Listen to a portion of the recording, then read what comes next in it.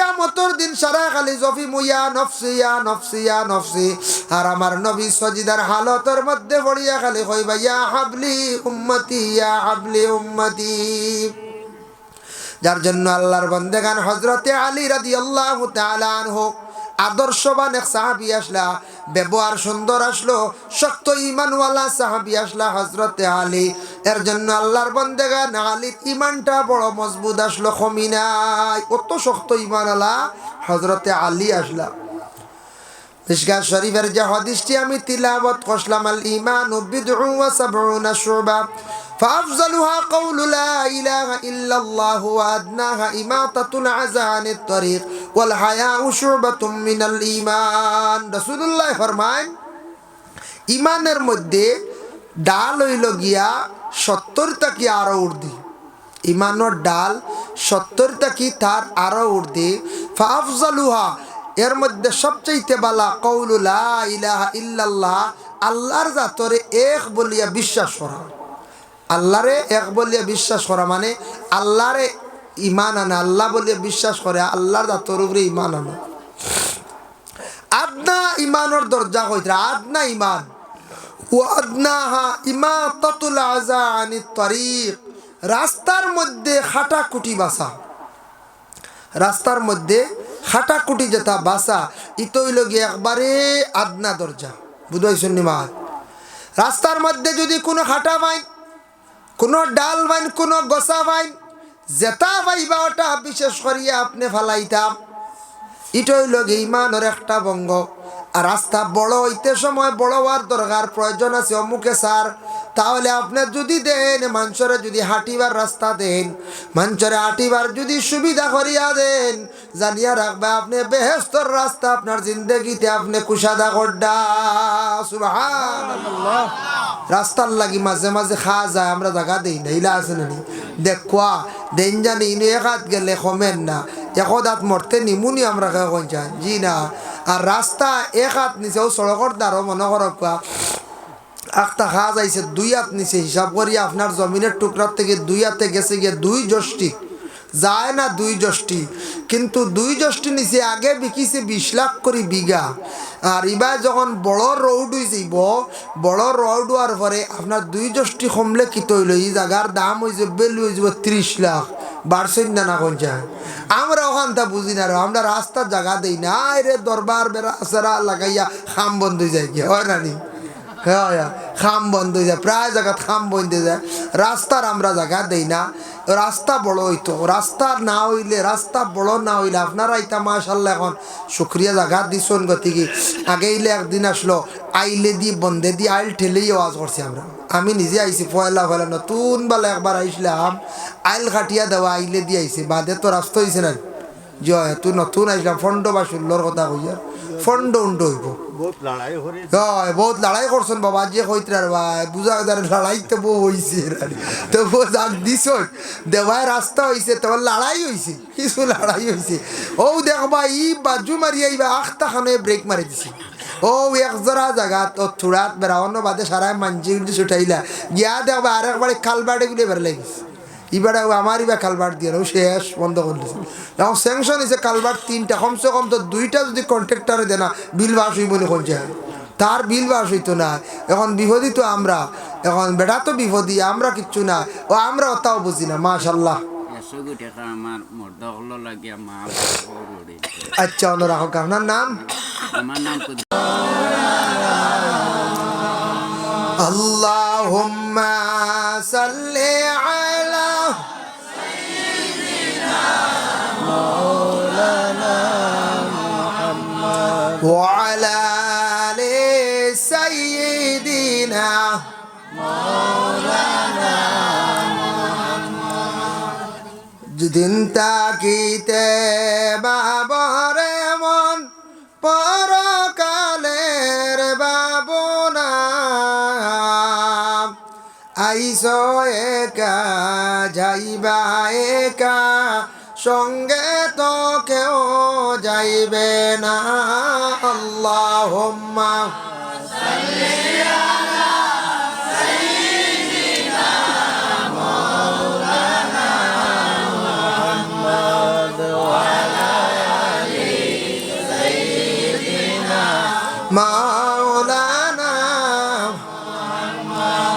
সমুদ্র 13 নদী পাড়ি দিতে পারলাম না,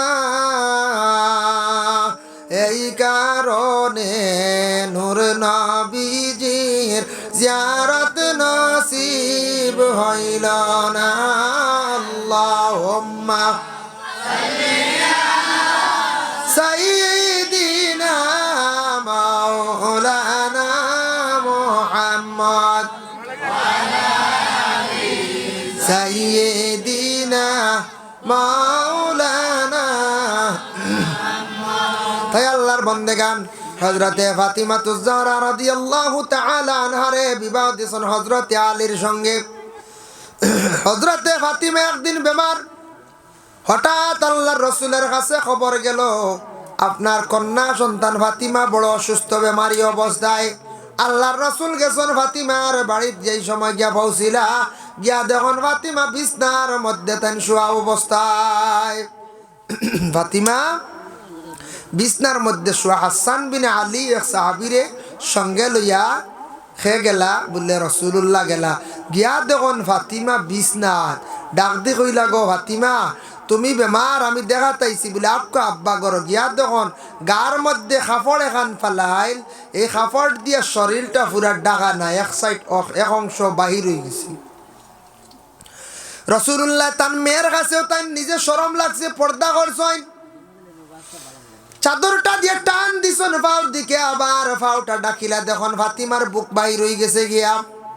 আবার কাপড়টা দিয়ে টান দিলা, বুক বাজু ডাকিলা দেখুন ফাও বাহির হয়ে গেছে। আমার নবী যেইভাবে 2-3 বার টান দিয়ে তার নিজে বুঝছেন আমার ফাতিমার শরীরটা ঢাকার জন্য দ্বিতীয়বারের মতো আর কোনো কাপড় নাই। ওই সময় ফাতিমার শরীরের বুক বাজু ঘুরিয়া রাখলা, হইলা গো ফাতিমা তুমি কেমন আছো, তোমার আমি দেখাত আসছি, তোমার শরীরের অবস্থা কি? বলে আব্বা তাকি আমার বেমার কিছু কমছে, আরাম হয়েছে। বলে গো ফাতিমা জানিয়া রাখো তোমারে আমি কই আর তোমার স্বামী এখন কই কোন জায়গাত গেছন? ওই সময় ফাতিমা জানাইলা বলে আব্বা আমার স্বামী কই খাজে গেছন বাইর হইয়া, এখনো পর্যন্ত ঘরে ঘুরিয়া আসছেন না। ওই সময় ফাতিমা রাদিয়াল্লাহু তাআলা আনহা আব্বার এক সেই কথা কোয়ার পরে, মানে রাসূলুল্লাহর সেই কথা খান কোয়ার পরে রাসূলুল্লাহ কইলা গো মা ফাতিমা আলী কোন জায়গাত খাজো গেছন? খাজো গেছুন কোনো মানে খাজ করিয়া কি খড্ডা গমা? ওই সময় ফাতিমা জানাইলা আব্বা গত 5 দিন একবার খাজে গেছ লাগিয়া কোনো ভাই খাজ পাইছেন না, কোনো খানি আনতে পারছেন না, পরের দিন গেছন আবার কোনো কাজ পাইছেন না, আইস যেমনে বাইর হইয়া গেছন এখনো পর্যন্ত ঘুরিয়া আসছেন না। আমার স্বামীর হাতের টাকা পয়সা নাই। বলে গো মা ফাতিমা কি খাইতরাই? বলে আব্বা খাজুরের পানি খাইয়া দিন কাটাই, আর প্রায় 3 দিন হয়ে গেছে গিয়া ঘরের চুলার মধ্যে আগুন জ্বলছে না। আলী খামো গেছন কোনো কাজ কাম পাইছেন না, কোনো সামানও ঘরের মধ্যে আনতে পারছেন না। ফাতিমা ঘরের মধ্যে বিছনার মধ্যে বেমারি অবস্থায় শোয়া। ফাতিমা কিন্তু একটাবার আলীরে দোষারোপ করছেন না বাবা। ফাতিমা রাদিয়াল্লাহু তাআলা আনহা কইতরা ও আব্বা আজকে 2 দিন হয়ে গেছে খামো গেছলা, কোনো ভাই খাজ পাইছেন না, ঘরের মধ্যে কোনো সামান আনতে পারছেন না, কোনো সামান নাই, শুধু খাজুর আর পানি খাইয়া ঘর থেকে তাই বাইর হইয়া গেছন। বলে গো মা ফাতিমা তোমাদের জিন্দগিটা কেমন কাটে?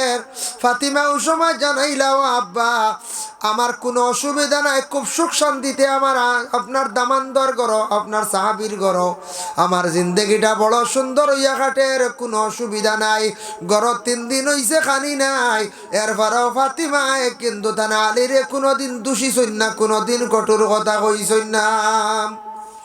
ভাই মুসলমান আমাদের দেশের মধ্যে কিছু সংখ্যক মা বোনেরা আছেন বাবা জানিয়া রাখক্কা, সামনে বাজার থাকি শাড়ি কিনিয়া না নিয়া দেওয়ার পরে মা বোন হলে শাড়ির ইট্টা মারিয়া বার ঘুরাইয়া দিলাইন।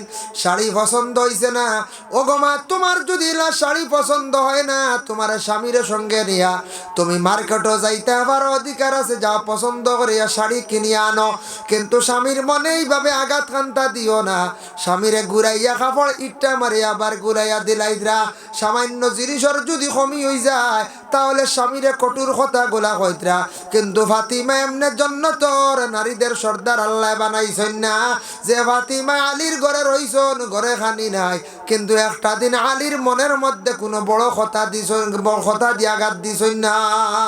হকা সুবহানাল্লাহ। এই নসলা রাসূলুল্লাহর আদর্শবান মহিলা ফাতিমা। হযরতে ফাতিমাতুজ জোহরা রাদিয়াল্লাহু তাআলা আনহা যে মহিলা, আল্লাহর রাসূলে ফাতিমারে খুব বেশি আদর যত্ন করতাম। রাসূলুল্লাহ ফাতিমারে একদিন কইলা, গো মা, আমি তো তোমার আব্বাজান রাসূলুল্লাহর জমিনের মধ্যে আর বেশি দিন থাকতাম না গো মা। ওই সময় রাসূলুল্লাহ সাল্লাল্লাহু আলাইহি ওয়াসাল্লামের কথা শুনিয়া ফাতিমা এতেন নিজে কান্দন আরম্ভ করে দিলাম। কিছুক্ষণ পরে আবার রাসূলুল্লাহ ডাক দিয়া নিয়া খানোর গুড়িত নিয়া কইলা, মা ফাতিমা, আমি মুহাম্মদুর রাসূলুল্লাহ বিদায় হওয়ার পরে এই বিশেষ করিয়া মদিনার জমিনের মধ্যে 2 নম্বর সিরিয়ালে যেন যাইবা, এই নইবা গিয়া ফাতিমা। হকা সুবহানাল্লাহ। নবীজি কি গাইবের খবর জানেন না বাবা? আমার নবী ফাতিমার কথা কইয়া ডিক্লিয়ার দিয়ে গেলা গিয়া বাবা। এর কারণে ফাতিমা আগে কান্দিছ, এখন তান হাসি আরম্ভ করছ। আয়েশা সিদ্দিকায় প্রশ্ন করছেন, ও ফাতিমা, তুমি আগে কান্দিলাই, এখন তুমি হাসো কেন কৌসান গো ফাতিমা? ও সময় ফাতিমা এখন আমার আব্বা এখন খুশির সংবাদ দিছেন, যার কারণে আমি এখন হাসিয়ার। আমার আব্বার ফেরেও সিরিয়াল আমি দুনিয়ার জমিন থেকে আমি বিদায় হয়েছি মগিয়া। যার জন্য আল্লাহর বন্দেগান হজরতে ফাতিমা এমন একজন মহিলা আসলাম, যে মহিলা তো আদর্শবান মহিলা আসলা। হজরতে ফাতিমার জীবনের মধ্যে তান তাকে কোনো ফাঁসা বুড়া খামসাদি রইছে না। এর কারণে হজরতে ফাতিমারে আল্লাহর রাসূলে জানাইছেন, তোমারে জান্নাতের নারীদের সর্দার আল্লাহ কিয়ামতের দিন বানাইবা। হযরতে ফাতিমা একদিন আল্লাহর রাসূলের কাছে প্রশ্ন করলা, ইয়া রাসূলুল্লাহ, জানতে চাই কিয়ামতের দিন ময়দানে মাশর আপনি কইলা সারা বুঝিন উলঙ্গ মানুষ থাকবা, আমিও ফাতিমা থাকবনি, বলে হ্যাঁ তুমিও থাকবাই। বলে, ও আব্বা, আমার কি শরম লাগতো না নি? বলে, না গো মা, কোনো শরম লাগতো নাই। হাসরের ময়দানে মানুষ যেই সময় ইয়া নফসি কইবা, মানুষের দুজখের আগুন দেখিয়া মানুষ বেহুশ বেকরা রই যাবা, হুশ জ্ঞান থাকতো নাই। সারা উলঙ্গ অবস্থায় থাকবা, খেও খেওর বা চাইতো নাই, মানুষ কিলা দুজখের আগুন থাকি বাঁচি দাম। বলে, ও আব্বা, হাসরের ময়দান কিয়ামতের দিন সর্বপ্রথমে জান্নাতের পোশাক কারে পরিধান করাইবা?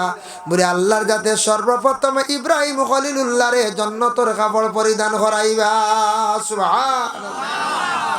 বলে, ও আব্বা, কিয়ামতের দিন ময়দানে মাশর আপনারে আমি কোন জায়গায় পাইমু? আপনি হত মানুষ থাকবা, কোন জায়গাতে আপনারে আমি তালাশ করিয়া পাইমু? আমার নবী কইলা, গোমা ফাতিমা, কিয়ামতের দিন তুমি আমার মিজান যে জায়গা থাকবো, মানে নেকি ওজন করাইব, বদি ওজন করাইব, সেই পাল্লার নিকটে তুমি আমারে পাইবাই। বলে, ও আব্বা, এই জায়গাত যদি পাই না আর কই পাইবাই? ও কই পাইমু আব্বা, জানাইলাও গোমা ফাতিমা, আমি আর একবার থাকবো কোন জায়গাত? ফুলসিরাতর ঘাটো। আর একবার থাকবো আমি কোন জায়গাত? বলে, আমি বিশেষ করি হাউজে কাউসারের পানির দ্বারো। আমি সময় এক জায়গার মধ্যে থাকতাম না। আমার নবী খালি দৌড়াইতে থাকবা, একবার যাইবা ফাল্লার দ্বারা কোন উম্মতর নাকি কম হই যার, একবার যাইবা, আরে আমার উম্মতকলরে ফুলসিরাতর ঘাট খানতে আমি কিলাফাজ করতাম। আমার উম্মতকলে হাউজে কৌসরের পানি খাইত্রানি। নবীজি চিন্তিত থাকবা হাসরের ময়দানে বাবা। যার কারণে আমরা উম্মত হইয়া, যে নবীর কারণে জমিনের মধ্যে আল্লাহ আমরারে পাঠাইছেন, এই নবীর আদর্শ সবকিছু আপনার আমার মধ্যে থাকতো বাবা। আমরা নবীর প্রতি মহব্বত রাখতাম, আমরা নবী রেখে কতটুক মহব্বত করি, আর নবী রেখে কতটুক দিল দিয়ে আমরা মায়া করি। আর বাবা, যে নবী কিয়ামতের দিন উম্মতের জন্য এক জায়গায় থাকতা নাই, একাধারে কয়েকটা জায়গার মধ্যে তাই খালি দৌড়াইতে থাকবা।